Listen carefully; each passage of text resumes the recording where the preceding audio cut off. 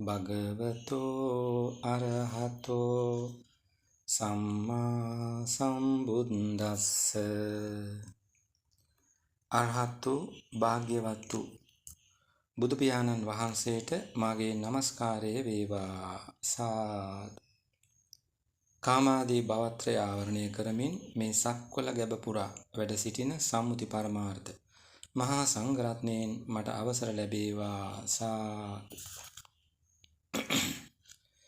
මදකට ආපසු හැරී බැලුවොත් පළමු දේශනෙන් කළේ මේ නාලිකාවට ප්‍රවේශය සකසා ගැනීම.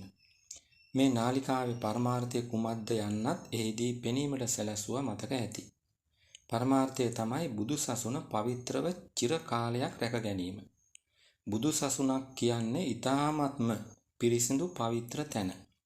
පවිත්‍ර ඒ තැන සිව් පිරිස එකතු වෙලා කාලයත් සමග අපවිත්‍ර කරන බව බුදු පියාණන්මයි වදාරලා තියෙන්නේ. සංයුත්ත නිකායේ සද්ධර්ම ප්‍රතිරූප සූත්‍රයේදී කරන ඒ අනාවරණය අද අපේ ඇස් පනා පිටම සිදුවන බව නුවණැති බෞද්ධයෝ දන්නවා. මේ යන විදියට ගියොත් 5000ක් කල් පවතින බවට අටුවාචාර්යන් වහන්සේලා කී දේ පවා වෙනස් වෙලා මේ සසුන ඊට පෙරම අතුරුදහන් වෙන්න පුළුවන්. මේ කතා කරන මං මැරී ගොඩ ආවේ උතුම් බුදු සසුන නිසා. ඒ මං වෙනුවෙන් බුදු පියාණන් බෝධිසත්ව කාලේ කොච්චරනම් දුකක් වින්දාද.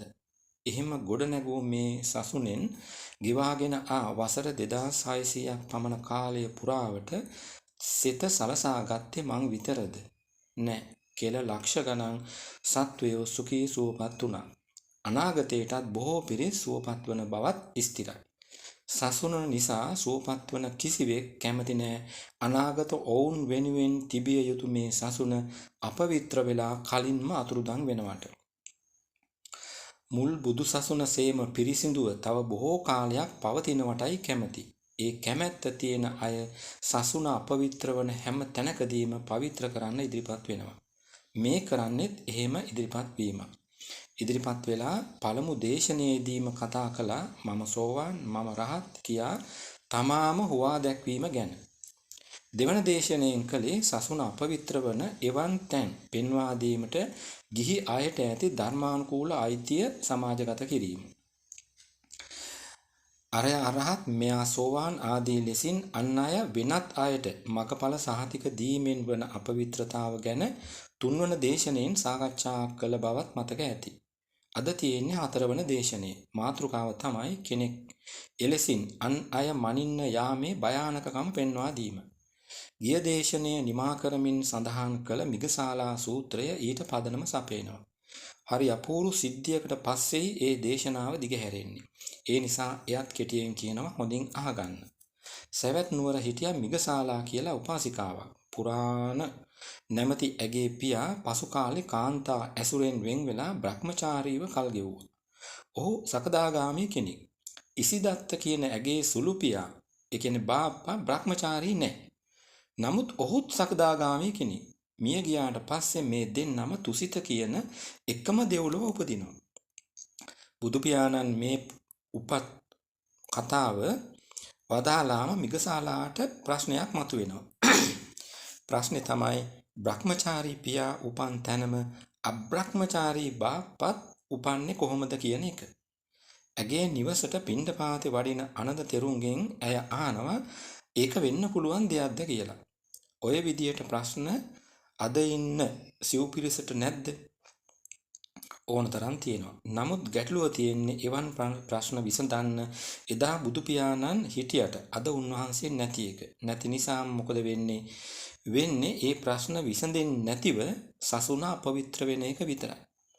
එවන් අපවිත්‍ර වීම යම් පමණකට හෝ පවිත්‍ර කරගන්න එදා උන්වහන්සේ එවන් ප්‍රශ්න විසඳපු තැන් මහෝපකාරී වෙනවා. ඒ නිසා දැන් ඒ සිද්ධියේ ඉතිරි ටිකටත් යමු. මිගසාලා ප්‍රශ්නය ඉදිරිපත් කළේ ආනන්ද තෙරුන්ටනේ. උන්වහන්සේ අපි වගේ පඬිතුකම් පෙන්වන්නත් එක්ක ප්‍රශ්නේ විසඳන්න ගියේ නැහැ. විසඳන්න නැතුව ගිහින් සිද්ධිය බුදු පියාණන්ට කියනවා.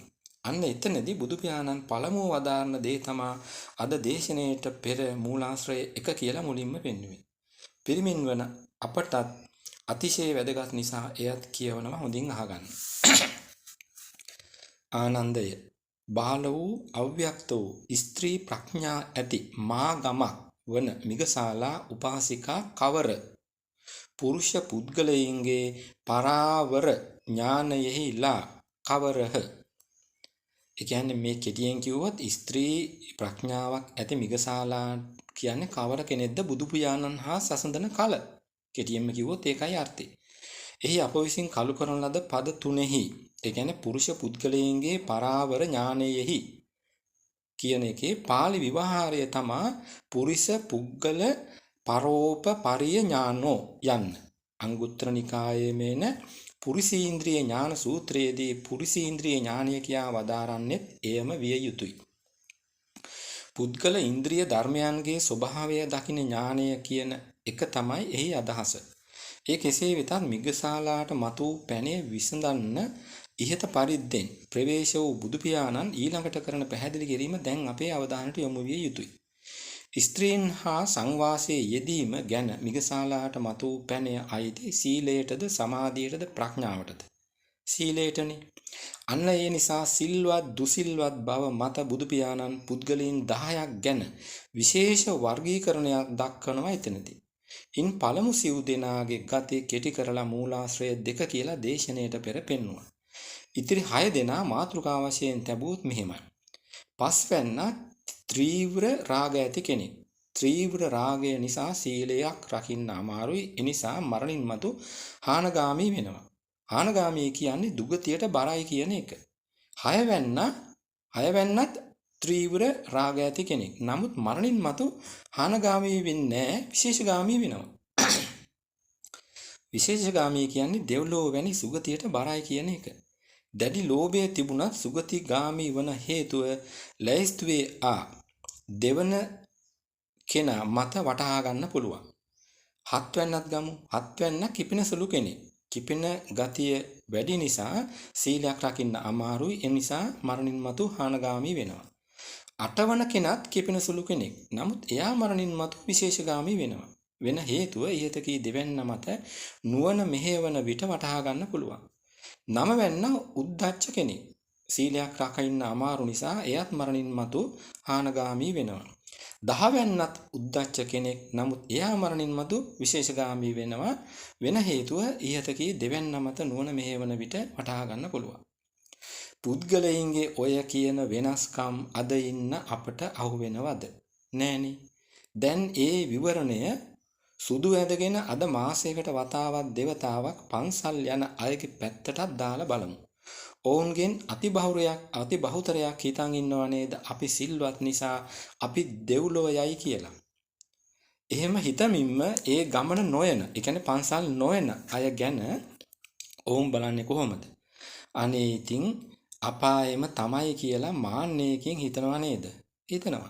නමුත් ඉහත ලැයිස්තුවේ ඉන්න පළමුවෙන්න හා දෙවැන්න වෙන්වගෙන සසඳලා බලන්න ඇත්ත කොච්චර වෙනස්ද කියලා. මෙතනටම ගැලපෙන හරි අපූර්ව සත්‍ය සිද්ධියක් තියෙනවා සෝතාපට්ටි සංයුත්තේ සරකාණි සූත්‍රයේ. එයත් කෙටියෙන් කියන්නම් හොඳින් අහගෙන ඉන්න. ශාක්‍ය ජනපදයේ හිටියා බීමටම ඇබ්බැහි මිනිස්සෙක් සරකාණි කියලා. එයාගේ බේබදුකම අහලා ගම්වල අයත් දන්නවා. බුදු පියාණන් මේ ජනපදයේ වැඩ සිටි කාලෙක සරකාණි මිය ගියා. මල කෙනෙකු උපන් තැන දැනගන්න බුදු පියාණන් හමුවට එම එකල පැවති සිරිතා. එසේ පැමිණි පිරිසට බුදු පියාණන් වදාරනවා සෝතාපන්න කෙනෙක් නිසා සරකාණි අපායෙන් මිදුණ කියලා. එය ඇසූ වඳබාල පිරිස තැන තැන කියවන්න ගත්තා මෙහෙම. හරිම පුදුමයි, හරිම අද්භූතයි. සරකාණි කිසිම සීලයක් රැක්කේ නැහැ. ඉන්න කල්ම බිව්වා. එහෙව් සරකාණි කෙසේ සෝතාපන්න වෙන්නද? දැන් මෙහි සෝතාපන්න නොවන්නේ කවුද?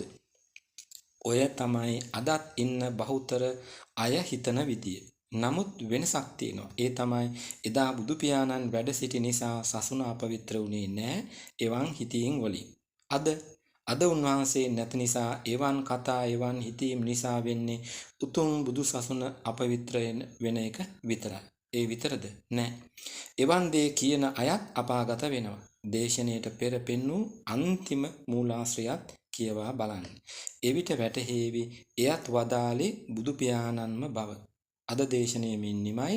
සියලු සත්වයෝ සුඛී සුවපත් වෙත්වා.